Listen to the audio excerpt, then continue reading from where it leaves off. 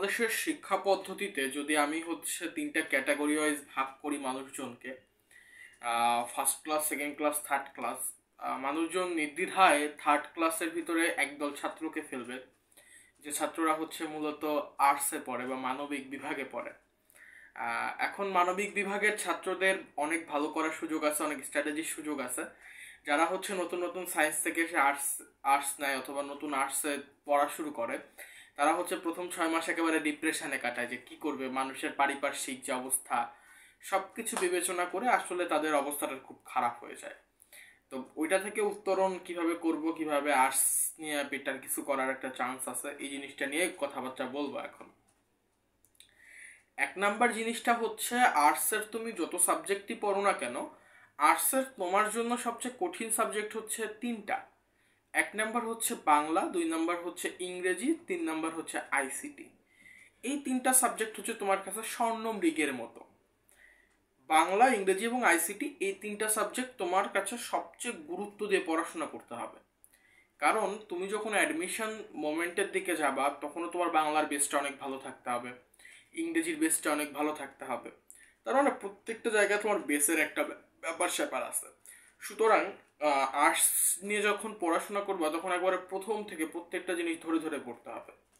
ইংরেজির ক্ষেত্রে কি করবা, ইংলিশ ফর টুডের প্রত্যেকটা ইউনিট, প্রত্যেকটা লেসন মিনিং বুঝে বুঝে পড়বা। ওইখানে শব্দের লিস্ট করবা, লিস্ট করে শব্দের সিনোনিম অ্যান্টোনিম জানবা, এটা এক নাম্বার।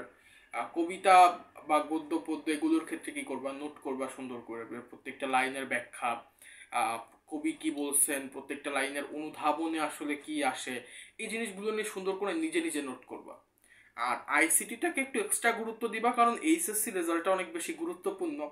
এইচএসসি রেজাল্টে আসলে দেখা যায় যে আর্টসের ছেলেরা আইসিটিতে অনেক কম মার্কস পায়। তো সেই ক্ষেত্রে আইসিটিতে একটা ভালো মার্ক তোলার জন্য আর্টসের ছেলেরা তো বেসিক্যালি প্রোগ্রামিং এগুলা অ্যান্সার তেমন একটা করে না। সুতরাং তুমি চাইলে প্রোগ্রামিং করতে পারো, বাট তুমি টার্গেট করে নাও এই চ্যাপ্টার থেকেই তুমি অ্যান্সার করবে, বাট এমসিকিউর জন্য সবকিছু শিখতে হবে, দ্যাট মাস্ট। এখন আসি মূল জায়গায়। আর্টসের অন্যান্য সাবজেক্টে দেখলে মনে হবে অনেক বেশি মুখস্থ করতে হবে, অনেক বেশি মুখস্থ নির্ভরতা আসতে পারে, বাট ঘটনাটা আসলেই সব কিছু ভুয়া। কোনো কিছু মুখস্থ করতে হয় না, এটা সবচেয়ে বড় সত্য কথা। আর্টসে জাস্ট বেশি পড়তে হয়, কারণ সব কিছু পড়ার জিনিস, কোনো কিছু এখানে হাতে কলমে প্র্যাকটিসের জিনিস নেই। এটা পড়তে হবে, পড়ে মুখস্থ করতে হবে এবং লিখতে হবে। এখন ইতিহাস, পৌরনীতি, অর্থনীতি, মনোবিজ্ঞান, সমাজবিজ্ঞান কিংবা মানে কি বলে ওটাকে, কৃষি শিক্ষা, ইসলাম শিক্ষা, ইসলামের ইতিহাস, প্রত্যেকটা সাবজেক্টের ক্ষেত্রে যে জিনিসটা মানসিকতা রাখতে হবে সেটা এই সাবজেক্টটা জাস্ট প্রত্যেকটা লাইন বাই লাইন তুমি পড়ে যাও এবং নোট করো, যে এই লাইনটা ইম্পর্টেন্ট, এই লাইনটা এই জিনিসটা বলা হয়েছে। সো সামহাও তোমার প্রত্যেকটা জিনিসকে নোট করতে হবে, প্রত্যেকটা জিনিস পড়ে যেতে হবে, এবং পড়ার পরে কি করতে হবে, সিকিউ প্র্যাকটিস করতে হবে। এবং দেখবা আর্টসের প্রশ্ন কোনোদিন ঘুরায় আসে না, চিরদিন এক কোশ্চেন আসছে। তুমি যখন ইতিহাস পড়বা, দেখবা যে ইতিহাসে তোমার চ্যাপ্টার 1 থেকে 2 থেকে 3 টাইপের কোশ্চেন আসে। কি কি আসে, এক সিরাজউদ্দৌলার একটা চরিত্র কৃতিত্ব থেকে কোশ্চেন আসে। 2 নম্বর পলাশী যুদ্ধে পরাজয়ের কারণ এবং ফলাফল, এটা থেকে আসে। বক্সারের যুদ্ধে কারণ, ফলাফল এবং কারণ, এবং পর্তুগিজদের বাংলায় আগমন, এই জায়গা থেকে কোশ্চেন আসে। তার মানে তোমার প্রত্যেকটা চ্যাপ্টারে এমন কিছু স্পেসিফিক জিনিস আসে যে জায়গা থেকে কোশ্চেন আসে, এর বাইরে থেকে কোনোদিন কোশ্চেন আসে না। এটা আর্টসের স্ট্র্যাটেজি। তোমার কি করতে হবে, একটা টেস্ট পেপার কিনতে হবে। টেস্ট পেপার কেনার পরে ওই টেস্ট পেপারে প্রত্যেকটা চ্যাপ্টার ওয়াইজ তুমি যখন পড়বা, তখন আগে ঢুকে দেখো যে ওই জায়গাতে কি কি কোশ্চেন আসে। তুমি দেখবে 5টা টাইপের উপরে কোনো দিন কোশ্চেন নাই। তুমি 5টা টাইপ পড়ো, 5টা টাইপ লেখো, 5টা টাইপ ব্রেনের মধ্যে ঢুকাও, তাইলে দেখবা যে তোমার ওইখানে মার্ক টোটালি কনফার্ম হয়ে যাবে প্রত্যেকটা জায়গায়।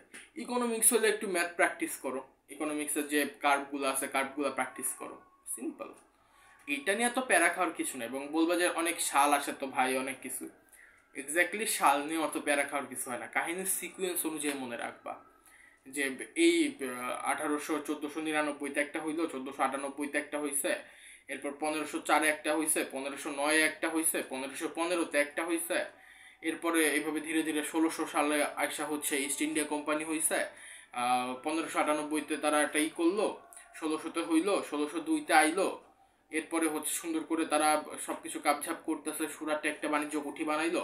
মানে বেসিক্যালি হচ্ছে একটা সিকুয়েন্স ধরে মনে রাখো, তাইলে জিনিসটা অনেক বেশি পরিমাণ ইজি হবে। আর্টসের পড়াশোনা খুব বেশি কঠিন না, বাট ভালো রেজাল্ট করাটা কঠিন। আর্টসে অনেক লিখতে হবে, লেখার প্র্যাকটিস করতে থাকো। যে সিস্টেম বললাম যে এইভাবে প্রত্যেকটা সাবজেক্ট পড়তে থাকো এবং নোট করো। ইংরেজিকে অনেক বেশি গুরুত্ব দাও। ইংরেজি গ্রামার 9 পর্যন্ত যা শিখে আসছো মোর দেন এনাফ। তারপরে যদি শিখতে চাও গ্রামার 1 মাসের বেশি টাইম দিবা না, বাকিটা শুধু প্র্যাকটিস প্র্যাকটিস প্র্যাকটিস। একটা নবোদয় টেস্ট পেপার কিনা প্র্যাকটিস করা শুরু করবা। এটাই হচ্ছে বেসিকলি যারা আর্টসে পড়ো তাদের জন্য সাজেশন, যেটা তোমরাই চাইছিলে আমার কাছে। তো তোমাদের ডিমান্ড অনুযায়ী আর্টসকে আসলে খুব বেশি কঠিন মনে না করে ইজি করেই আগায় যাও। ইনশাল্লাহ তোমরা বেটার কিছুই করতে পারবা এবং বোর্ড সলভ করবা, কোশ্চেন সলভ করবো অনেক বেশি। তাইলে তোমাদের আর ঠেকায় কে। এটা হচ্ছে এই পর্যন্তই। আসসালামু আলাইকুম।